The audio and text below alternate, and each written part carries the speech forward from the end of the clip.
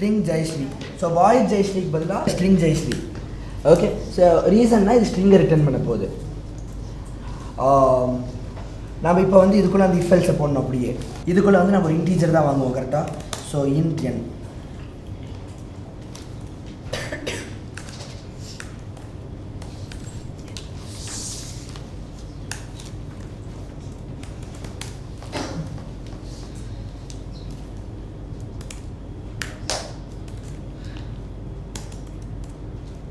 நான் வந்து இப்போ ப்ராக்கெட்ஸ் போடல தெரியுதா, இந்த மாதிரி ப்ராக்கெட்ஸ் ஆக்சுவலி போட்டிருக்கணும்ல, நான் ஏன் போடல தெரியுமா, இப்படி போடணும்ல, உள்ள ஒரே ஒரு ஸ்டேட்மெண்ட் தான் நீங்கள் ப்ராக்கெட் போட தேவையில்லை, அதுதான் லாஜிக். இதுக்குள்ளே இப்போ வந்து இந்த இஃப்குள்ளே ஒரே ஒரு லைன் தானே இருக்குது, இந்த மாதிரி இருந்தால் நீங்கள் ப்ராக்கெட் போட தேவையில்லை.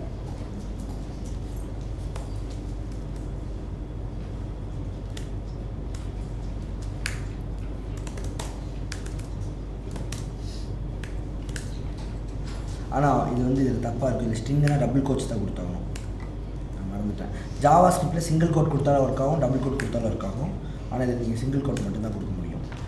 பேசிக்காக நாம் வந்து ஸ்ட்ரிங்கை கொடுத்துருக்கோமா, நான் வந்து ஒரு நம்பர் கொடுத்துருக்கோமா, அந்த நம்பர் வந்து 1 to 26 இருக்கான்னு பார்த்துருச்சு. அந்த நம்பர் கூட ஏவோட ASCII வேல்யூ ஆட் பண்ணுது. ஏவோட ASCII வேல்யூ வந்து 97 ப்ளஸ் அந்த நம்பர் ஆட் பண்ணுது. ஓகேவா, இப்போ வந்து நான் வந்தது வந்து 1ன்னு வச்சுக்கோங்களேன். ஏவோட ASCII வேல்யூ 97 ப்ளஸ் 1, அதுலேருந்து -1 பண்ணிக்குது. விச் மீன்ஸ் எனக்கு திரும்ப வரது வந்து 97 தான். கரெக்டாக 97 இப்போ மறுபடியும் என்னவா மாற்றுனா கேரக்டராக மாற்றுது.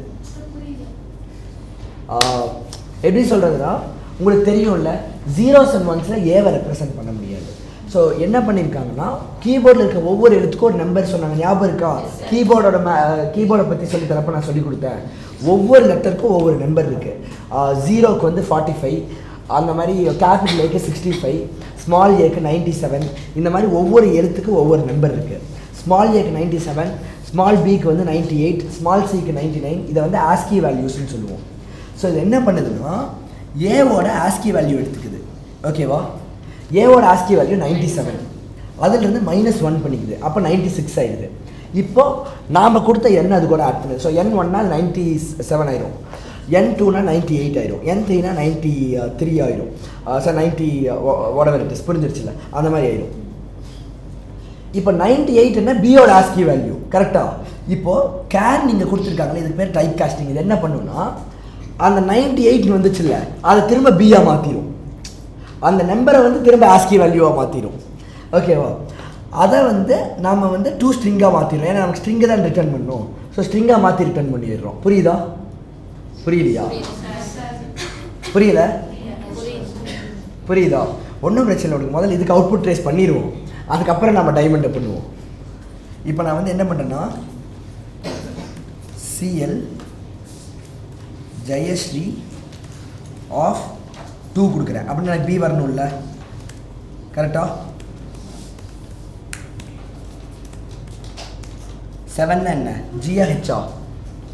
G வரணும். கரெக்டா? ரன் பண்ணி பார்த்துருவோமா? என்னடா, character was not declared in the scope. ஆமாம், லெட்டர்னு வச்சுருக்குது. இதுக்கு தான் ப்ரோக்ராமிங் தெரியணுங்கிறது. letter.toString பண்ணணும் நீங்கள். இல்லையே, வெறும் 2 ஸ்ட்ரிங் போட்டாவே போதுமே. ஸ்ட்ரிங் ஆஃப் லெட்டர்னு போட்டாவே எனக்கு தெரியும் வந்துடும் நினைக்கிறேன்டா. வந்துருச்சா? BUGO தெரியுதா? இங்கே தெரியுதுல்ல, BUGO வந்துருச்சு.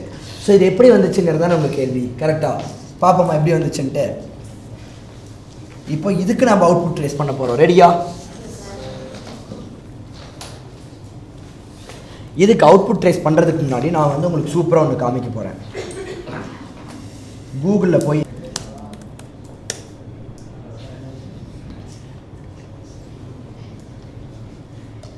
இதுதான் ASCII கோட். ஓகேவா? ஸோ நீங்கள் இங்கே பார்க்கலாம், 0க்கு வந்து நல்லு, ஸ்விஃப்டில் நில்லு, கோட்டில் NULL. ஓகேவா? அதே மாதிரி ஐயோ இது வந்து இப்படி காமிக்குதே. இங்கே பார்த்துக்கோங்க சிம்பிள் ஓகேவா. கேபிட்டல் ஏக்கு என்ன, கேபிட்டல் ஏக்கு 65. சி கடைசியில் கம்ப்யூட்டருக்கு இதுதான் புரியும், அது உங்களுக்கு புரியுதில்ல. இப்போ வந்து இந்த மைக்ரோ கண்ட்ரோலர் இருக்குல்ல, இதனால தான் நான் ஆல்வேஸ் எல்லாத்துலேயுமே அதை சொல்லுவேன். The best language that you can learn C++. ஏன்னா C++ல நீங்கள் இந்த மாதிரிலாம் பண்ண முடியும். அது C++ let's you talk directly to the hardware. அதனால் நீங்கள் ஹார்ட்வேர் லெவல்லேருந்து யோசிப்பீங்க. அதை நீங்கள் புரிஞ்சுக்கிட்டிங்கன்னா நீங்கள் எல்லாமே புரிஞ்சுக்கிட்ட மாதிரி ஓகேவா. அதுக்காகவே நான் மெயினாக உங்களுக்கு இதில் சொல்லித்தரேன். இப்போது இந்த சிப் வந்து இதுகிட்ட சொல்லணும் ஓகேவா. என்ன சொல்லணும், ஜிங்கிறத சொல்லணும் கரெக்டாக. பிஏஜியும் இது வந்து சொல்லணும் ஜி அப்படின்னு சொன்னால் தான் அந்த ஜி இந்த ஒயர் வழியாக போய் இங்கே வந்து அந்த ஸ்க்ரீனில் டிஸ்பிளே ஆகும் கரெக்டாக. இது எப்படி இதுகிட்ட ஜின்னு சொல்லும், ஜி அப்படின்னு சொல்ல முடியாது. இதுகிட்ட வாயில், இதுகிட்ட காது இல்லை. டெக்னிக்கலி இதுகிட்ட காது இருக்குது, மைக் இருக்குது, ஆனால் இதுகிட்ட வாய் இல்லை. ஸோ அப்படி சொல்ல முடியாது. அப்போ கரண்ட்டில் தான் சொல்ல முடியும். கரண்ட்டில் ஜிங்கிறது எப்படி கரண்ட்டில் சொல்ல முடியும், வழியே இல்லை கரெக்டாக. ஸோ என்ன பண்ணணும்னா ஜிக்கான 0s and 1s இங்கே இருக்கா, 0 1 0 0 0 1 1 1. இதை வந்து இந்த ஒயரில் அனுப்போம். அது எப்படி அனுப்போம், இதை பிடுங்கி பார்த்தீங்கன்னா இதுக்குள்ளே 4 பின் இருக்கும் தெரியுதா. 1 2 இங்கே கீழே 3 4 4 பின் இருக்கும். இதோ இதுக்குள்ளே நீங்கள் ஒன்றும் இல்லை, உங்கள் ஃபோன் USB கேபிள் இருக்குல்ல, அந்த USB எடுத்து பாருங்கள். இதில் வந்து 4 இருக்கும் பார்த்துருக்கீங்களா. அந்த 4 எதுக்கு தெரியுமா, 4 பின்ஸ். ஒன்று வந்து பவர், அதாவது +5 வோல்ட் போகும். இன்னொன்று கிரவுண்டு மைனஸ் கரண்ட் போகும். ஸோ 2 வந்து பவர் சப்ளைக்கே போயிடுச்சு. அப்போ மிச்சம் 2 தான் இருக்குது. இதில் இந்த பின் எதுக்குன்னா TXன்னு சொல்லுவாங்க, ட்ரான்ஸ்ஃபர். அதாவது இது இதுகிட்ட பேசுகிறதுக்கு. இது வந்து RXம்பாங்க, அதாவது இது லிசன் பண்ணுறதுக்கு. இது இதுகிட்ட பேசுகிறதுக்கு. புரிஞ்சிருச்சா. இதுதான் யூஎஸ்பியோட பேசிக் கான்செப்ட். இப்போ இந்த TXங்கிறது ஒரு ஒயர். அந்த ஒரு ஒயர் வழியாக எப்படி இத்தனை 0s and 1s சொல்ல முடியும், ரொம்ப சிம்பிள். இதில் பார்த்தீங்கன்னா பாட் ரேட்னு ஒன்று செட் பண்ணியிருப்பாங்க தெரியுதா. இங்கே 9600.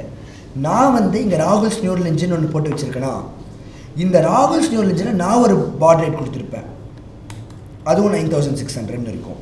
கவனிங்க அதை, இது கொஞ்சம் உங்களுக்கு இம்பார்ட்டண்ட்டு. இதுக்குள்ளடா இருக்கும், அது ஆர்டினோக்குள்ளே தானடா இருக்கும்.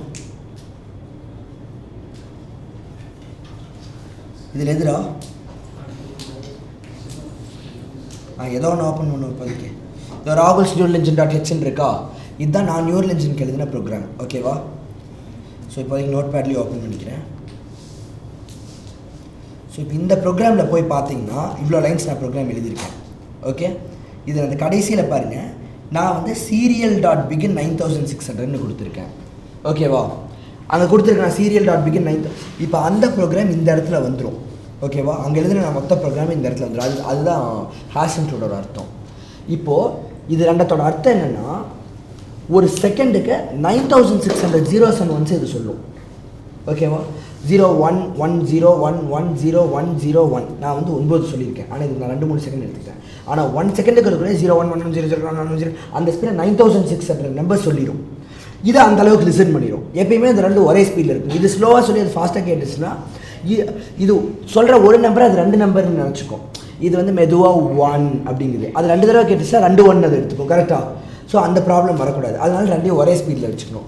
இது ஸ்லோவாக இருந்தால் அது சாரி இது ஃபாஸ்ட்டாக இருந்தால் அது ஸ்லோவாக இருந்துச்சு. இது 1 0ன்னு சொல்கிறப்ப தான் அது கேட்கும். அப்போ ஒரு நம்பரை ஸ்கிப் பண்ண ஆரம்பிச்சிடும்.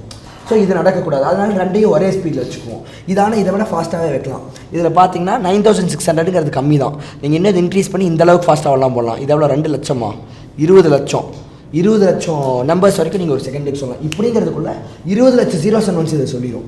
ஸோ உங்களுக்கே தெரியும், computers are far beyond human capability. இது வந்து வெறும் 600 ரூபா சிப்பு. இந்த 600 ரூபா சிப்புனாலேயே இந்த ஸ்பீடில் பண்ண முடியும். ஸோ எனிவே இப்போ என்ன பண்ணுன்னா அந்த ஸ்பீடில் இது சொல்லும். அதுக்கு தான் இந்த ஸ்டாண்டர்ட் இருக்குது. இப்போது சொல்லுது ஓகே 0 1 0 0 0 1 1 1ன்னு சொல்லுது. அது எப்படி சொல்லும், ஃபஸ்ட்டு கரண்ட் அனுப்பாது, அதுக்கப்புறம் கரண்ட் அனுப்பும். கரண்ட் அனுப்புனா 1, கரண்ட் அனுப்புனா 0. ஒரு கம்பியை வச்சு அதை பண்ண முடியும்ல. ஸோ கரண்ட் அனுப்பும், கரண்ட் அனுப்பாது, கரண்ட் அனுப்பாது. இப்போ உங்களுக்கு ஒரு கேள்வி வரும், எப்படி இதுக்கு அறிவு இருக்கும் கரண்ட் அனுப்புகிற அளவுக்கும் அனுப்பாத அளவுக்குன்ட்டு.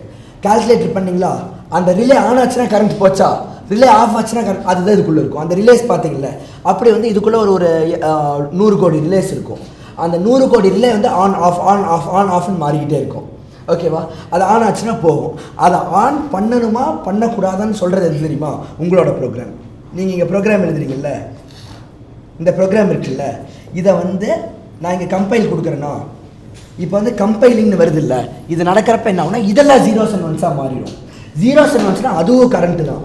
அந்த கரண்ட் போனப்போ ஞாபகம் இருக்கா, நீங்கள் ஒரு பட்டன் அமுத்துனீங்கன்னா அந்த ரிலே ஆன் ஆகும், அந்த மாதிரி.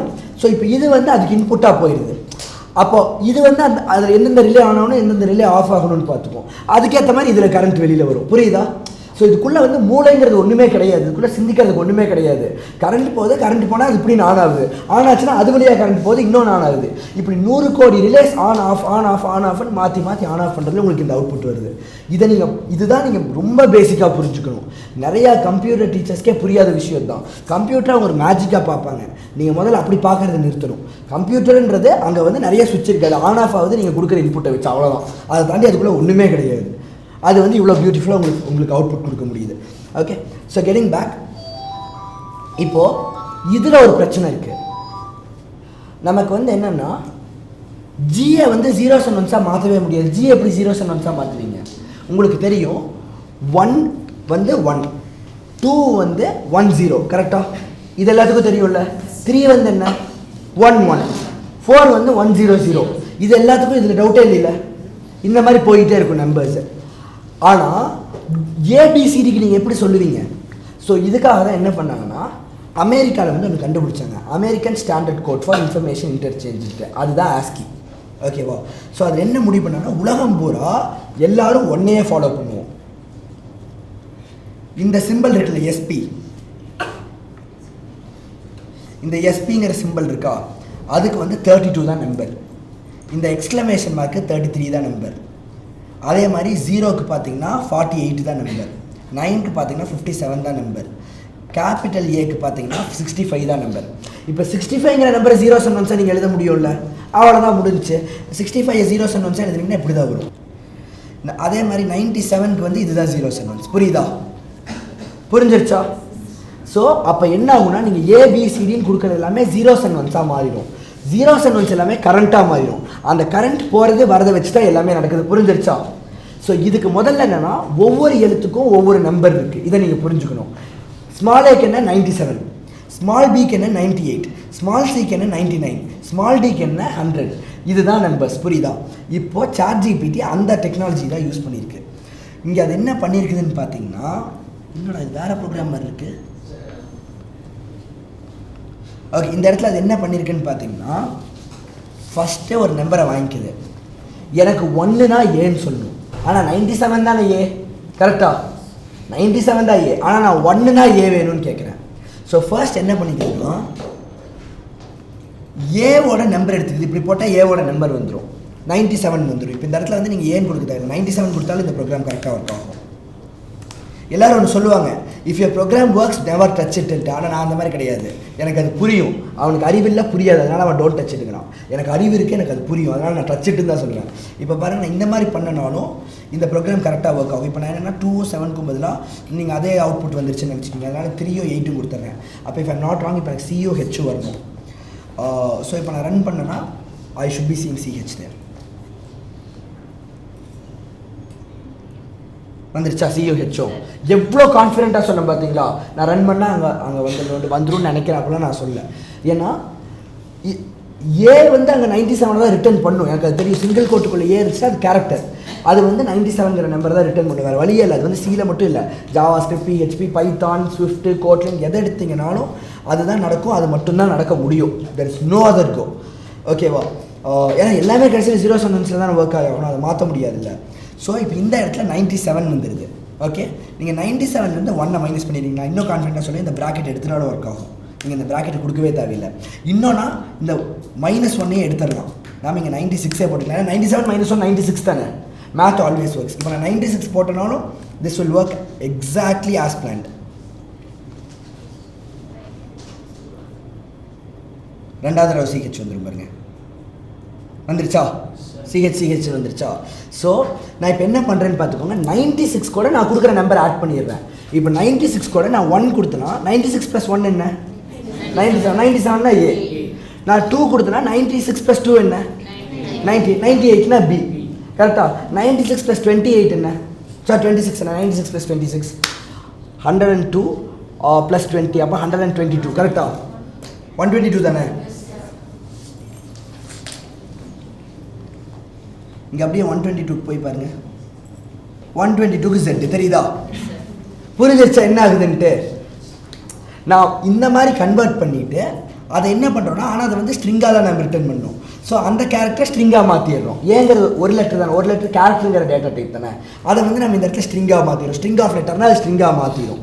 அதை நம்ம ரிட்டர்ன் பண்ணிட்டோம்னா அது நம்ம கிடச்சிடும். புரிஞ்சிருச்சா? இது சூப்பராக இருக்கா? இதை வந்து உங்களால் கிளியராக புரிஞ்சுக்க முடியும். நான் வந்து ஒரு தடவை பேரண்ட் வந்து என்கிட்ட சொன்னேன், எனக்கு ஐஓடி மட்டும் பிடிக்கல, இன்ட்ரெஸ்ட் இல்லை, நான் ஐஓடி மட்டும் விட்டுறேன்ட்டு. நான் இல்லை ஐஓடி படி, அதில் நல்லா இன்ட்ரெஸ்ட்டை வளர்த்திக்கோனேன். மெயின் ரீசன் உங்களுக்கு இந்த பேசிக் நாலேஜ் ரொம்ப கிளியராக தெரியணும். இது வந்து வேறு எந்த லாங்குவேஜும் நீங்கள் கற்றுக்க முடியாது. ஆனால் எண்ட் ஆஃப் தி எல்லா லாங்குவேஜும் இப்படி தான் ஒர்க் ஆகுது. நீங்கள் இன்னும் 10 வருஷம் கழிச்சு ரொம்ப அட்வான்ஸ்டாக ஒரு லாங்குவேஜ் கண்டுபிடிச்சா அது இப்படி தான் ஒர்க் ஆக போகுது. ஸோ இதை கற்றுக்கிட்டிங்கன்னா உங்களுக்கு அது எல்லாமே புரியாது, எப்படி செய்யறதுன்னே உங்களுக்கு புரிஞ்சிடும். ஓகே, ஸோ இதோட அவுட்புட் ட்ரேசிங் எப்படின்னு உங்களுக்கு புரிஞ்சிருச்சா? புரிஞ்சிருச்சுல கிளியரா? நம்ம ப்ரோக்ராம் ஆரம்பிச்சிடலாமா? இதை மட்டும் கட் பண்ணிக்கோங்க.